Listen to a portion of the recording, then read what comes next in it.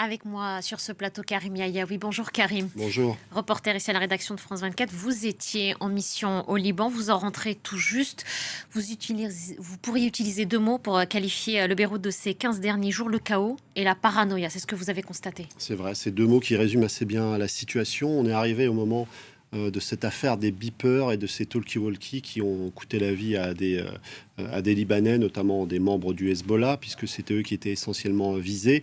Et donc on est dans une logique, c'est évidemment une guerre classique avec des bombardements, même si les deux belligérants n'ont strictement rien à voir. C'est aussi une guerre technologique, mais c'est aussi une guerre psychologique pour les Libanais, parce que ça a eu un impact, ce premier épisode, qui allait ensuite être suivi de frappes aériennes très intenses. Ça a eu une conséquence psychologique très importante sur les Libanais qui se sont sentis complètement vulnérables. On nous racontait à ce moment-là, les gens nous racontaient qu'ils étaient inquiets d'être dans l'ascenseur avec une personne qui avait un téléphone. Tout le monde regardait s'il y avait encore des beepers en circulation.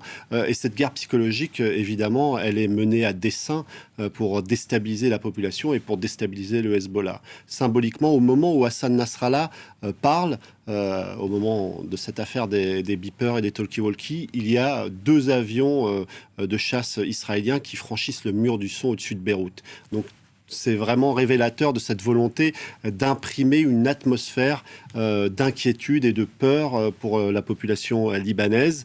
Et puis évidemment, ces frappes qui vont commencer à toucher le sud, mais aussi la banlieue sud. Et puis tout récemment, on a vu qu'elles avaient touché en plein cœur de Beyrouth, avec ce sentiment que la menace est partout, elle peut venir de partout. Et même les réfugiés qui ont fui la banlieue sud découvrent qu'à Beyrouth, ils ne sont pas forcément à l'abri.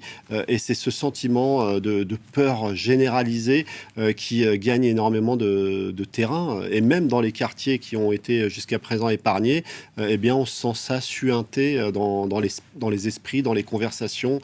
Tout le monde ne parle que de ça et tout le monde a peur, et clairement c'était sans doute un des objectifs aussi côté israélien. Et vous l'avez directement vécu en travaillant avec le reste de l'équipe, avec James André et Ashraf Abid, cette impression particulière d'être sous surveillance finalement en permanence. C'est sûr, parce que du côté du Hezbollah, on commençait à tout observer, à tout regarder, à avoir le sentiment qu'il y avait des espions partout. Dernier épisode en date, deux journalistes de la télévision belge qui ont été pris à partie, pas par le Hezbollah, mais par les milices Hamal, qui sont des milices chiites. Et nous, on a eu parfois affaire à des gens qui n'étaient pas des gens du Hezbollah, mais qui étaient là pour contrôler un territoire, nous empêcher parfois de sortir nos caméras. Ces deux journalistes ont été pris pour des espions.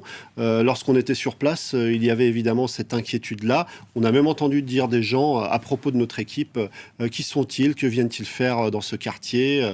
Et la particularité de nos équipes, c'est que vous travaillez en français, en anglais et en arabe. En français, en anglais et en arabe. Et je peux vous dire que mon collègue Ashraf Abid était écouté de très très près. Et lorsque nous étions aux funérailles d'Ibrahim Akil, qui a été tué justement juste à sa sortie d'hôpital parce qu'il avait été blessé par son beeper.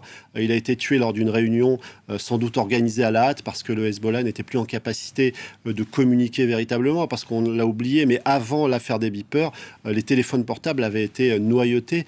Eh bien, au moment de ces funérailles, on a bien senti que Ashraf était écouté de très près. On a même vu quelqu'un venir nous voir pour nous expliquer qu'il fallait utiliser le terme de martyr. On lui expliquait que ce n'était pas un terme qu'on utilisait, qu'on était dans une logique la plus factuelle possible. On a fini par obtenir gain de cause, mais ce n'était pas forcément évident. Et lorsqu'on s'est rendu dans le sud, c'était très difficile de tourner. On était accompagné en permanence par le Hezbollah. On a tourné les images d'une frappe. On nous a emmenés sur les lieux d'une frappe. On ne nous a pas donné l'autorisation de faire d'interview. La seule personne qui nous a parlé, c'est une personne qui nous a expliqué que les Israéliens n'avaient aucune raison de frapper à cet endroit-là, et que Netanyahou était un menteur. Il y a aussi le sort des déplacés, de ces populations contraintes de fuir les bombardements. On en compte 1 million à ce jour. C'est tout simplement énorme dans un pays qui est plus petit qu'un département français.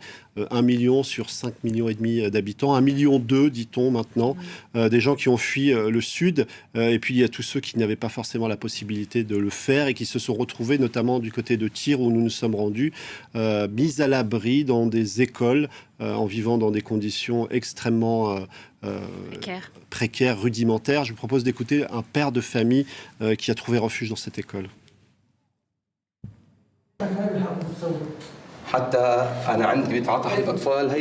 C'est tout ce qui nous reste comme lait pour enfants. J'aimerais que mon fils n'ait pas faim. Sa mère, après tout ce qu'elle a vécu, ne donne plus de lait.